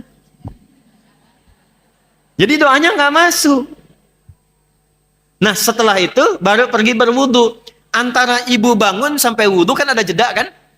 Kalau Anda siapkan jedanya itu 15 menit dari bangun, wudu, balik lagi persiapan 15 menit, maka muncullah setengah 5, 4.30. Ibu masih punya waktu kurang lebih 11 menit untuk sholat plus witir. 2 rakaat bacanya Al-Falaq dengan An-Nas. Nggak mungkin 1 jam. Nah kan? Paling lama 5 menit. Witirnya Al-Ikhlas. Paling lama 2 menit. 5 tambah 2, 7 menit. 3 menitnya sunnah Nabi rebahan. Miring kanan. Nunggu subuh. Nggak mungkin tidur lagi tuh. Karena mepet ke subuh. Ya kan? 1 menit kemudian azan. Jadi ibu dapat tahajud, dapat witir, dapat sunnah rebahan. Nunggu ke subuh sambil zikir. Plus subuhnya. Tapi itu pemula.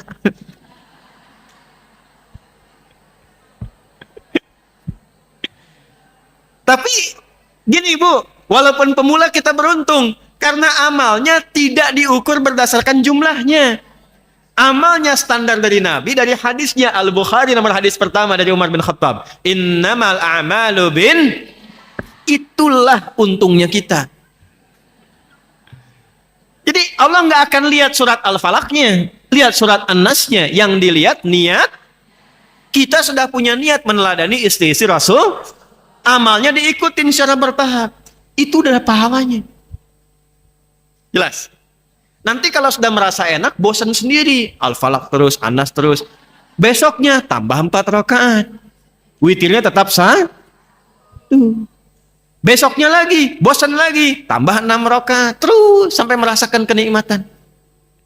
Ya kalau sudah nikmat itu nanti sudah beda-beda. Ada yang 11 rakaat.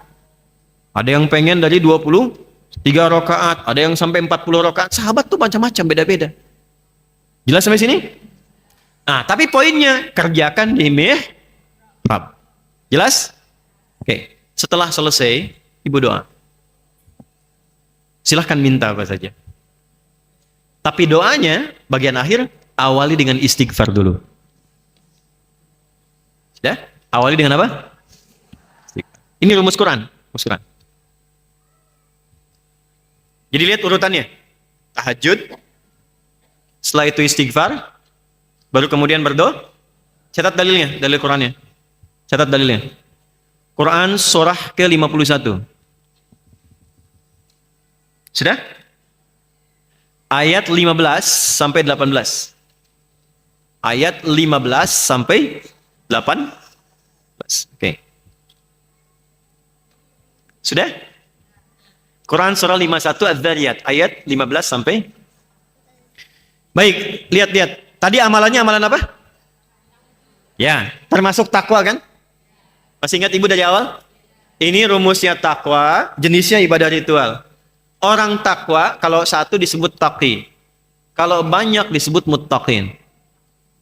Masih ingat gak tadi ibu di pengantar saya di mukaddimah? Ini semua yang saya terangkan ini Quran semua. Jadi saya jelaskan itu kandungan Quran semua. Ibu masih ingat gak? Kalau ada orang mengikuti ini satu rombongan tadi dengan orang tua, dengan sahabat, masuk surganya lewat apa? Ya, taman surga kan? Perhatikan ayatnya. Innal muttaqina fi jannati wa uyun. Aku tegaskan kata Allah, pakai inna, aku tegaskan ada golongan orang takwa.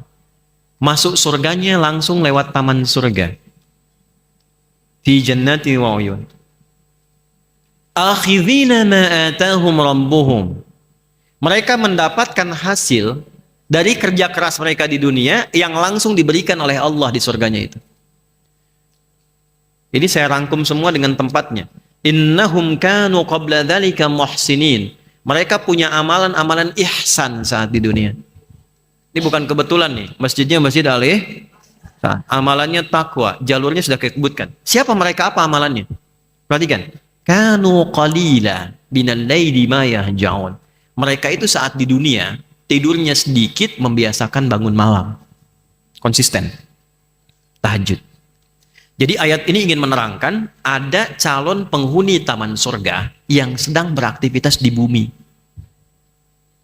Sebelum dia meninggal sudah dikabari dan dia pilih itu. Setelah dia tahajud selesai, mendekat ke arah subuh. Nah, waktu yang dekat ke subuh itu bahasa Arab dia disebut dengan sahar namanya. Ya, sahar. Aktivitas yang dikerjakan di waktu sahar namanya sahur. Kenapa ada makan sahur? Maksudnya makannya pepetin dekat subuh. Jangan terlalu awal. Kalau subuh 4:30, makanlah jam 4, makan 4:04. Kalau makan 2:30 bukan makan sahur. Itu makan namanya setengah malam. 1/3 malam. Sahur itu mepet ke subuh. Apa hikmahnya? Supaya tenaganya lebih terkumpul. Tahan laparnya lebih lama. Karena mepet ke dekat subuhnya. Itu sahur. Waktunya apa? Sahar. Jamak dari sahar itu namanya ashar. Asharun. Selain makan sahur, ada amalan lain yang dahsyat. Kalau dikerjakan konsisten, jaminannya teman surga. Apa itu? Ayat 18-nya. Wabil ashari hum yastaghfirun. Ya. Dan ada orang yang istighfar. Jadi setelah tahajud, urutannya setiap dia waktu sahar menjelang subuh, dia istighfar dulu. Astagfirullahaladzim, astagfirullahaladzim, astagfirullah. Itu yang paling pendek. Sekali lagi, kelas pemula. Astagfirullah, astagfirullah, astagfirullah. Naik dikit. Astagfirullahaladzim, alladzi la ilaha illa huwal hayyul qayyum wa atubu ilaih. Naik dikit lagi, nanti ada yang paling panjang. Allahumma ya Rabbi, anta Rabbi, wa ana abduka khalaqtani wa ana abduk. Itu kelas paling tinggi istighfar, sayyidul istighfar. Ibu kalau biasakan ini dilakukan, punya dua keutamaan. Satu, apapun doa yang diminta, sepanjang maslahat dunia akhirat, itu akan dikabulkan. Bahkan ada yang belum minta, Allah sudah jawab. Hidupnya nggak capek, Bu. Tadi terkait rezeki tadi. Jadi sebelum dia melakukan sesuatu, Allah sudah siapkan. Ibu kalau nggak percaya, silahkan deh. Coba dulu. Nanti ibu rasakan bedanya, bedakan rasanya, pasti terasa bedanya. Lain. Satu. Yang kedua, anugerah kedua, Allah sandingkan dengan 4 amalan mulia. Yang 4 ini ada di Quran surah ketiga Ali Imran. Sudah? Ayat 17, paling kiri sebelah atas. As-sabirina was-sadiqina wal-qanitina wal-munfiqina wal-mustaghfirina bil ashar. Quran surah 3 ayat 17. Kalau biasa rajin istighfar sebelum subuh, astagfirullahaladzim, astagfirullahaladzim, itu amal ini sama dengan 4 amal lain. Satu, Allah kasih kesabaran dalam diri kita. Jadi masalah apapun yang dihadapi, tanamkan kesabaran. Ada sabar tuh. Sabar itu bukan diam. Sabar itu dibimbing oleh Allah cara menyelesaikan persoalan sesuai dengan kadarnya. Ada kadarnya. Kadang terasa tenang, kadang tegas, Kadang lihat, kadang diam, semua ada di Nabi itu. Nabi masalah dengan Sayyidah Aisyah, ada problem khusus, beliau diam dulu. Ya, kadang dipindahkan tempat, sahabat masih pakai Taurat, beliau memerah wajahnya. Ada poinnya. As-sabirina. Kemudian was-sadiqina. Ya, siddiq itu, sadiq itu adalah orang-orang yang membenarkan Quran dan mengamalkannya. Misal, ada ayat turun tentang jilbab, tentang hijab. Lalu ibu meyakini itu, ibu pakai jilbab. Itu masuk kategori siddiqin. Kenapa Abu Bakar disebut as-siddiq? Karena semua yang diucapkan Nabi dibenarkan dan dilakukan. 3. Wal qanitina. Orang yang khusyuk dalam sholat. Qanitin. Tahu dari mana? Quran surah kedua ayat kedua 38. Hafidhu ala salawati wa salatil wusta wa qumu lillahi qanitin. Khusyuk. Jadi kalau rajin istighfar itu membawa kehusyuan dalam sholat. 1. Diberikan kekuatan sabar. 2. Diberikan kemampuan untuk membenarkan ajaran Quran dan sunnah dan mengamalkannya. Jadi ada yang tahu, Bu, itu benar tahu dari Quran, tapi nggak punya kemampuan mengamalkan. Ada yang begitu. Baik itu perintah atau larangan. Contoh larangan begini, contoh larangan. Bu, gibah itu dilarang atau dianjurkan? Tahu dari mana? Quran surah 49 ayat 12. La yang taba'dukum ba'do. Jangan gibah. Jangan gosip, itu kan? Nah, ada yang tahu ayatnya, tahu dilarang, tapi tak mampu mengamalkan itu untuk meninggalkannya. Saya tidak, Ustadz. Bagus. Nggak seperti ibu itu tuh. Sama itu. Jelas ya? Itu simpel aja, simpel. Balik lagi, itu sedekah. Qanitin tuh khusyuk. Yang keempat, wal munfiqin, yang rajin infak. Ibu mungkin nggak infak kalau nggak ada yang diinfaki. Bu, ada berapa jenis infak? Sebutkan. Yang sudah dapat tadi boleh jawab. Kalau salah balikin lagi. Ayo. Ibu, apa saja? Yang wajib apa? Zakat. Terus yang kedua? Baik. Sebetulnya ibu sudah betul. Tapi kurang. Tentang yang wajib itu tidak selalu zakat. Zakat itu ketika disebutkan spesifik dipakai zakat. Ya, saya luruskan dulu. Ketika Allah meminta zakat dikeluarkan, itu kalimatnya dibentuknya dengan sedekah, tidak dengan infak. Ketika diambil pun pakai sedekah, dua-duanya di At-Taubah. Satu ayat 103, yang kedua di ayat ke-60. Yang 60 itu yang mustahik itu yang ada 8. Innamas shadaqatu lil fuqara wal masakin dan seterusnya ayat. Tapi ketika infak disebutkan betul ada 2. Wajib, yang wajib itu infak suami ke istri.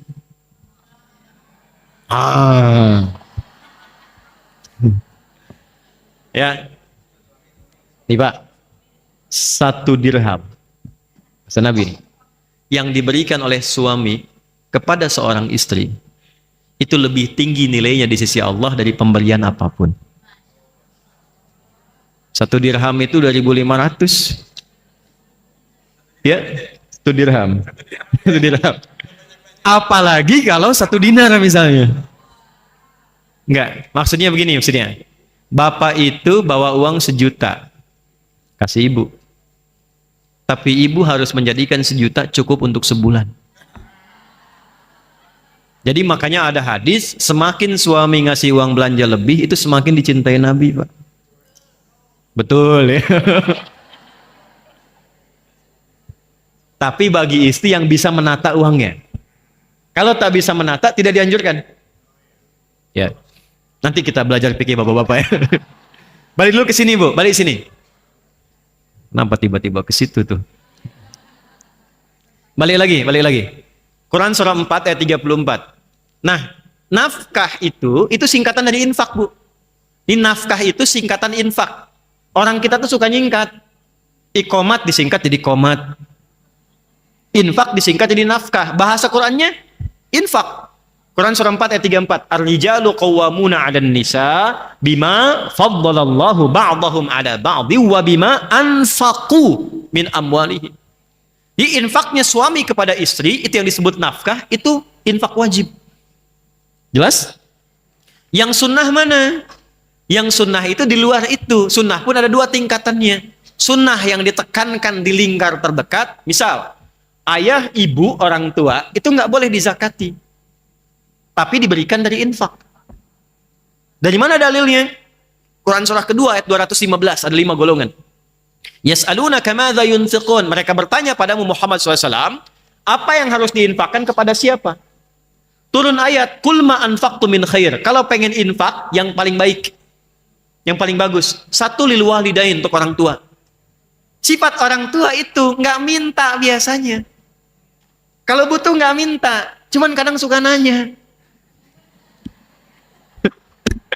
Ya. Kemarin mama dengar dari mall ya, iya mah memang enak banget makanannya. Itu nggak minta, cuman nanya. Jelas? Nah itu nggak boleh pakai zakat, pakainya apain? Pak, contoh, nanti ada infak umum yang Al-Baqarah 261. Apa infak umum? Banyak, yang di luar sampai ke luar negeri, yang nyumbang ini itu. Yang di masjid tuh kalau ada kotak jalan, itu bukan mobil-mobilan, kotak infak. Nah itu yang umum, yang nomor 3. Balik, tapi bagaimanapun ibu benar ada 2. Ibu dapat hadiah. Belakang ya bu. Belakang.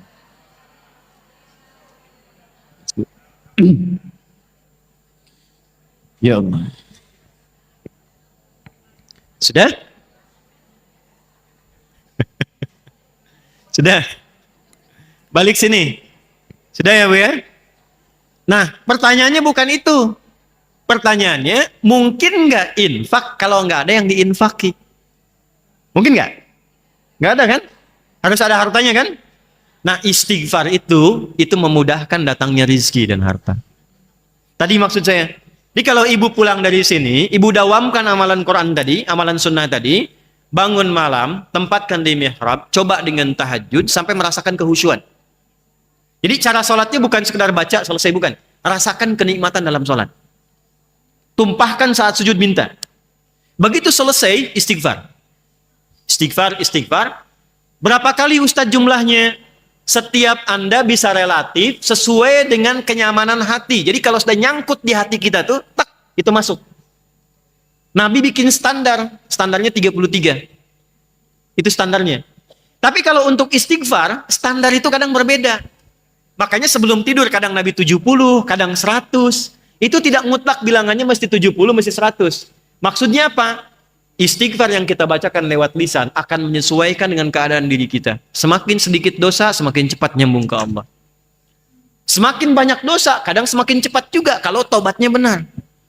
Jadi begitu astagfirullah, astagfirullah. Sambil diingat yang salah apa. Yang dosa apa. Begitu air mata sudah tumpah keluar. Dicurhatkan selesai. Di titik itulah ibu jangan tinggalkan, cepat doa. Nah ini kadang-kadang, mohon maaf sekali, suka ada yang lupa. Rumus itu doa paling cepat dijawab itu setelah beramal soleh. Habis baca Quran, doa. Habis sholat, doa. Habis sedekah tuh doa. Jadi kalau ada kotak infak atau ibu keluar atau apa misalnya, tuh udah 3 kali saya nyebut kotak infak tuh. Misal ibu berinfak itu doa. Jangan cuma dimasukin selesai, tidak. Berdoa, minta, misalnya ya Allah mudahkan rezekiku, mudahkan rezeki anakku dan sebagainya. Masukkan. Ibu tahu Syekh Nawawi Al-Bantani? Pernah dengar ya? Nah, yang kaitan dengan infak tuh begini. Apa fadilah Syekh Nawawi sehingga ilmunya sangat luar biasa sampai jadi mufti Masjidil Haram, diundang ke Mesir untuk ceramah dan guru bagi banyak ulama di Timur Tengah. Ternyata kebiasaan pertamanya sebelum masuk majelis ilmu itu beliau keliling dulu untuk infak. Diniatkan tidak ingin melihat kekurangan gurunya. Diminta sama Allah, mintanya begini, infak, minta ya Allah, mohon setiap yang guru saya ajarkan, saya bisa pahami, bisa diamalkan, dan tutup semua aib guru saya supaya saya tidak pernah tahu. Itu berkahnya. Jadi kalau ngaji itu ada ta'zim yang baik dengan cara mendoakan, memuliakan, mengambil manfaat dari guru, itu pasti amalnya melekat, Bu. Ilmunya nggak lupa, melekat, dan amalnya mudah dilakukan. Sekali ibu menjelek-jelekan guru, disebut aja, hilang tuh semua berkahnya. Nggak bisa diamalkan. Saya pernah sekali di pesantren. Karena saya belum tahu, cuman karena ada guru itu pernah jualan batagor. Saya pernah sebut sekilas saja. Itu hilang, Bu. Sebut sekilas, bukan untuk merendahkan, cuma sebut sekilas. Ustaz Fulan jualan batagor ya, hilang. Tapi setelah kita istighfar balik, pelajari dan tahu hikmah dari situ, sampai hari ini tidak ada pelajaran yang paling saya ingat kecuali dari guru tersebut. Yang lain ingat, tapi yang ini saya tahu jam berapa, kitabnya apa, ngajarnya di mana, wajahnya sampai seperti apa saat mengajar. Beliau ngajar tajwid di hari Rabu, ya, dimasuk di jamnya jam 4:30 sore. Sampai sekarang saya kitabnya hafal. Ya, dari isinya. Kitabnya Hidayatul Mustafid fi Ilmi Tajwid. Saya menghafal dari mulai jam 2. Kitabnya tipis, tapi sangat berharga sekali. Dan saya belum paham bahasa Arab pada saat itu, tapi hafal. At-tajwidu lughatan al-ityanu bil jayyidi wastilahan ilmun yu'rafu biha qawm nastaqum nasifati wal mududi wa ghairi dhalika katarqiqi wa tafhimu nahwihima ma ghayatu ilmi tajwid wa ghayatu bulugh nihayati fi itqan al qur'ani alamatul luqyan al hadath nabawiyyati as-sahiyyati wa qila ghayatu sun lisan al-khatai fi kitabillah ta'ala. Nah, ilmunya saya pakai tadi, istighfari. Apa yang terjadi? Nanti ada amalan takwa khusus untuk ilmu. Ibu bisa pakai untuk anak. Nah, ini yang orang tua saya, ibu saya dawamkan untuk saya dari kecil. Ibu saya ngamalkan juga, Bu, amalan takwa. Sama, nasabnya dari Quran juga. Al-Baqarah di akhir ayat 282. Quran surah 2, akhir ayat 282. Ibu saya pakai itu. Tambah istighfar. Ini contoh, Bu, ya. Ini penutup. Ini masih ada waktu? 5 menit ya. 5 menit. Ibu silahkan. Saya alhamdulillah bisa menjaga saya tetap gembira, tetap senang mengajar, walaupun mungkin anak kami sedang sakit hari ini 2. Tapi karena tugas. Saya sudah 4 hari nggak tidur, Bu. Alhamdulillah, hampir nggak tidur. Jadi satu anak kami yang terakhir, ini diopnam di rumah sakit. Sudah 3 hari. Jadi saya bolak-balik rumah sakit, bolak-balik. Tadi saya mohon izin juga DKM, saya datang pas tepat jam 8.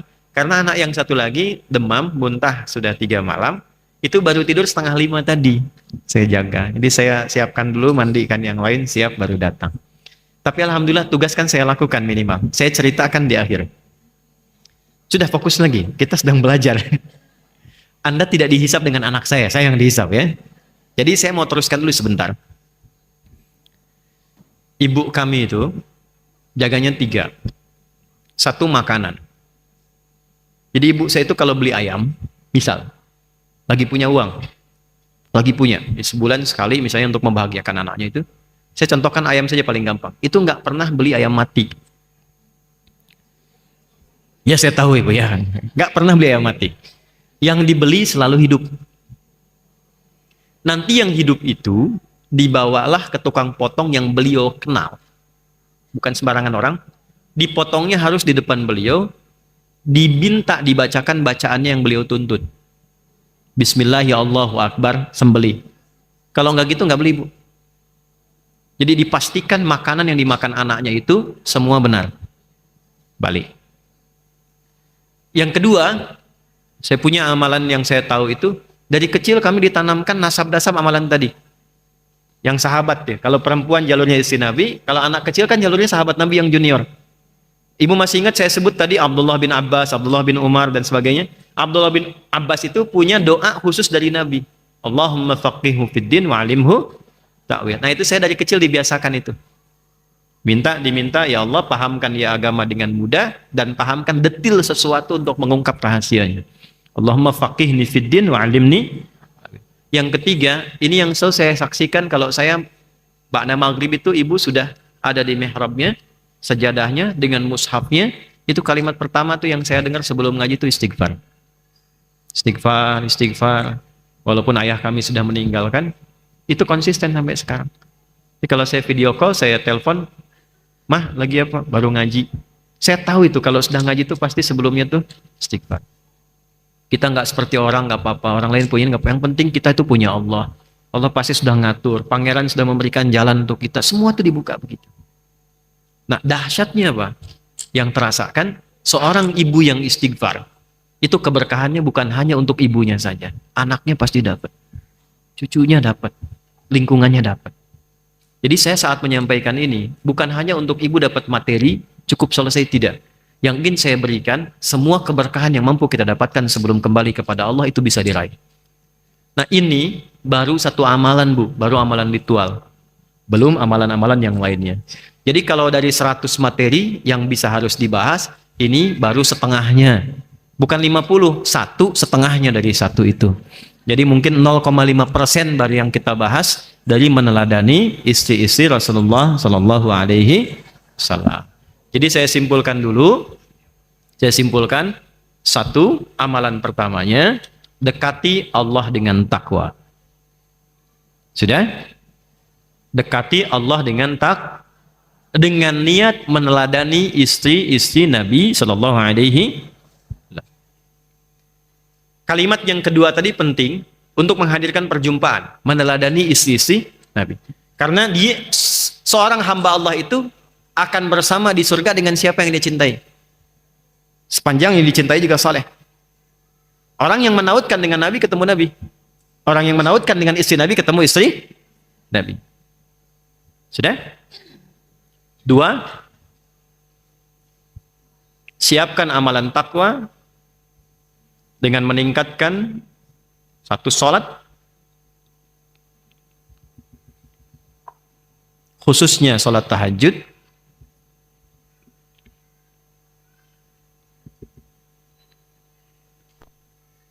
Sudah? Di sepertiga akhir malam menjelang fajar. Sudah? Memasuki waktu sahar. Jadi batasnya sahar. Sudah? Nomor selanjutnya.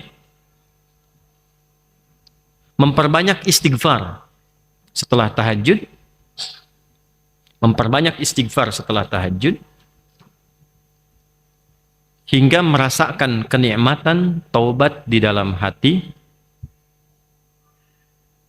Hingga merasakan kenikmatan taubat di dalam hati dan kenyamanan di dalam jiwa. Sudah? Yang terakhir, tutup dengan doa. Tutup dengan doa. Koma. Nggak usah ditulis komanya, tanda aja. Memohon kepada Allah segala kebaikan dunia dan akhirat yang diharapkan. Kalau ini babnya sudah beda-beda ya, setiap orang punya permohonan masing-masing. Nah, dalil yang terakhir ini, dalil terakhir untuk berdoa tadi itu, saya ambil nasabnya Nabi Yakub aja di Quran surah 12 ayat 86. Innama ashku bathi wa huzni ilam. Quran surah 12 Yusuf ayat 86. Sudah? Sudah ya? Oke. Ibu tahan penanya. Saya simpulkan tutup dengan satu ayat. Perhatikan baik-baik. Gak harus ibu catat, gak apa-apa. Ini kan amalan meningkatkan takwa kan? Masih ingat tadi yang saya sampaikan? Doa cepat dijawab, persoalan dimudahkan, rizki datang cepat kan? Perhatikan baik-baik. Suratnya ditempatkan oleh Allah di surat rumah tangga. Dan masalah tertinggi di rumah tangga itu perpisahan. Dalam bahasa Arab perpisahan disebut dengan tolak. Maka turun surah At-Talaq, surah ke-65. Ada satu amalan yang kalau dikerjakan, tadi yang sudah kita bahas semua itu menjaga keutuhan rumah tangga. Allah berjanji di ujung ayat kedua, di awal ayat ketiga. Perhatikan kalimatnya. Wa may yattaqillaha yaj'al lahu wa yarzuqhu min haitsu la. Yang konsisten meningkatkan takwa. Allah mudahkan semua urusannya. Diberikan solusi dari semua masalah, dikirimkan rezeki dari sisi yang tidak diduga. Apa amalan takwanya? Itu tadi yang sudah ibu tulis untuk pendahuluannya. Saya kira itu yang bisa saya sampaikan di kesempatan pagi hari ini. Terakhir,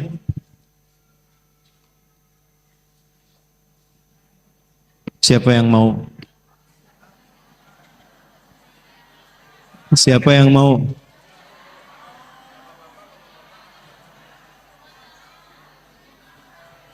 Baik, sudah. Turunkan tangan. Inilah kebiasaan kita. Apa kebiasaannya?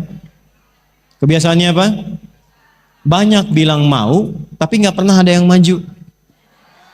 Itu problemnya. Mau tahajud, tapi nggak dilakukan. Mau baca Quran, tapi nggak dilakukan. Mau, tapi nggak ada yang maju. Mau? Tidak ada kesempatan kedua.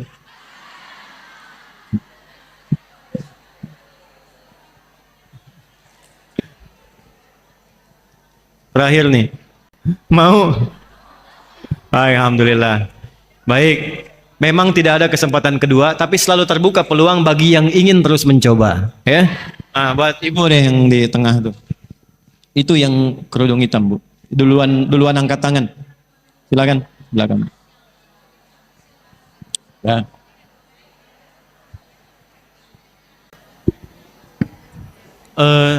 Kita berdoa. Mudah-mudahan doa kita diterima Allah Subhanahu wa taala, dan saya mohon izin langsung pamit setelah ini. Ibu tahan sebentar. Simpan penanya, simpan bukunya. Sejak kita memohon kepada Allah supaya kita diberikan kebaikan dan kehusyuan. Allahumma taqabbal minna innaka antas samiul alim wa tub alaina innaka antat tawwabur rahim. Allahumma nahmaduka hamdan kama 'allamtana an nahmadaka wa nashkuruka syukran kama 'allamtana an nahmadaka.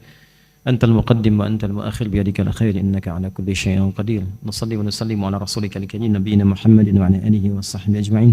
Rabbana la tada' lana fi maqamina hadza dhanban illa ghafartah. Ya Allah, bila ada pendosa hadir di sekitaran masjid ini atau dalam masjid ini, jangan biarkan dia meninggalkan tempat ini kecuali Engkau ampuni seluruh dosa-dosanya.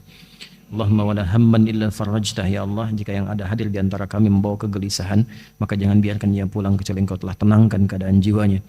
Allahumma wala dainan illa qadaitah. Ya Allah, bila yang hadir di antara kami diuji dengan utang piutang dalam hidupnya, berikan ia keluasan rezeki untuk melunasi utang-utangnya. Allahumma wala maridan illa syafaitah. Jika ada di antara kami atau koleganya, keluarganya diuji dengan penyakit seberat apapun, angkat dan hilangkan penyakitnya. Allahumma ya arhamar rahimin, ta'allamna ya Allah naqtadiya ummahatina ummahatil mu'minin. Allahumma barik lana wa barik lahunna wa barik lana jami'an ya arhamar rahimin. Ya Allah, kami datang untuk belajar meneladani ibunda kami, istri-istri Rasulullah sallallahu alaihi wasallam. Ya Allah, percikan keberkahan kemuliaan kepada kami yang belajar saat ini. Berikan keberkahan kemuliaan pada kami dalam menjalani kehidupan sampai kami berpulang kepadamu ya arhamar rahimin. Wa alhiqna ma'ahunna ma'aladzina amta alaihim nabiyyin wa siddiqin wa syuhada'i salihin wa hasuna ulaika rafiqa. Dan mohon saat pulang kami ya Allah dengan bekal yang kami siapkan, dengan pelajaran yang telah kami tempuh, mohon berikan kesempatan untuk bersua dan membersamai ibunda kami ummahatil mukminin beserta Rasulullah sallallahu alaihi wasallam dan orang-orang saleh yang Kau tetapkan dalam surgamu. Rabbana atina fid dunya hasanah wa fil akhirati hasanah wa qina adzabannar. Sallallahu alaihi wasallam Muhammad wa ala alihi washabbihi ajma'in. Wa akhiru da'wana subhanakallahumma wa bihamdika asyhadu an la ilaha illa anta nastaghfiruka wa natubu ilaik. Walhamdulillahi rabbil alamin. Terima kasih segenap dari RW 13, RW 16, kemudian juga dari pengurus DKM, RT dan Ibu sekalian. Saya jam 10 harus sudah ada di rumah sakit. Saya mohon izin, mohon pamit. Terima kasih. Assalamualaikum warahmatullahi wabarakatuh.